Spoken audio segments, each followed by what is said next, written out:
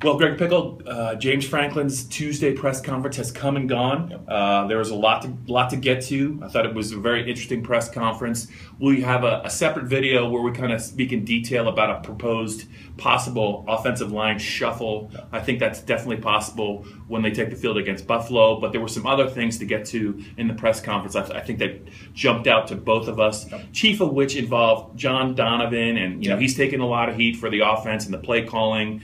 And James had some interesting things, to say about John Donovan's role. Yeah, he said they're evaluating everybody, and that includes John Donovan. That includes the offensive line, which Bob said we talked about that. You can see that video at the bottom of this post. But when you talk about his comments about John Donovan, he basically said they had some hard discussions this weekend. He didn't go into any detail about what that meant. He talked about the fact that he feels like they need to commit to the run more. It's something he's been saying for 8 months now, and they have never done it. And he talked about needing to take the deep shots down the field, and they haven't done that either. So it's a lot of talk and not a whole lot of action so far. We'll see what they do Saturday, but it sounds like a lot of the same rhetoric we've heard, during last year's struggles. Yeah, one thing I thought that jumped out to me was he didn't just come out and be really critical, but he kind of really indicated that the tight end play against Temple was not very good, specifically when the coaches asked guys like Mike Gesicki and Brent Wilkerson to block. Yeah. He was pretty disappointed in that performance. Yeah, he was. He talked about the fact that he believes with Kyle Carter back in the mix this weekend, we don't know why he was out of the mix last weekend, but he says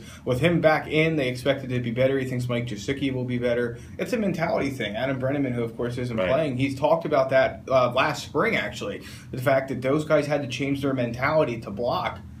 It didn't look like they did against Temple, so we'll have to see what that looks like this weekend. Yeah, lastly, one other thing. I don't think he can give the defense a pass at all for the way the game kind of went in the second half. I know that Penn State's offense was it was 3 and out a lot of times. Yeah. But once Naeem Wortman-White, who's out for the season with a knee injury, left the game, James Franklin referenced some communication issues. I think that Gary Wooten and some other linebackers struggled a little bit in kind of being on the same page with the rest of the defense. Yeah, he talked today about the fact that they have to figure out not only who's good enough to play middle linebacker, but who's good enough to sort of lead the defense for middle linebacker. That's a really important role in Bob Shoop's scheme. Yeah. And it didn't appear that Gary Wooten was really the guy for the job, and I thought it was telling that James Franklin immediately mentioned the fact that he's a pretty soft-spoken guy. Yeah, that's what you can't have that at middle linebacker in this defense. No, and they just remember they did make the decision to burn the red shirts of Jay Cooper and Manny Bowen, so those guys are going to have to be more prominently I think used in practice. James said they were basically on the scout team last week, didn't get any reps. I'm pretty sure in practice this week they got to get those guys up to speed. Yeah, they have to. I mean, I think when you look at it burning a guy's red shirt, if you're going to do it in season, now I know it wasn't their plan, and the injuries to Bell, who was questionable this week, and Wortman-White made them do that. But if you burn a guy's red shirt, you better get him some playing time. We saw Penn State not do that a couple years ago with Stephen Bench. They cannot let that happen again with the linebackers. It's Penn State Buffalo Saturday. We'll see how the Lions look.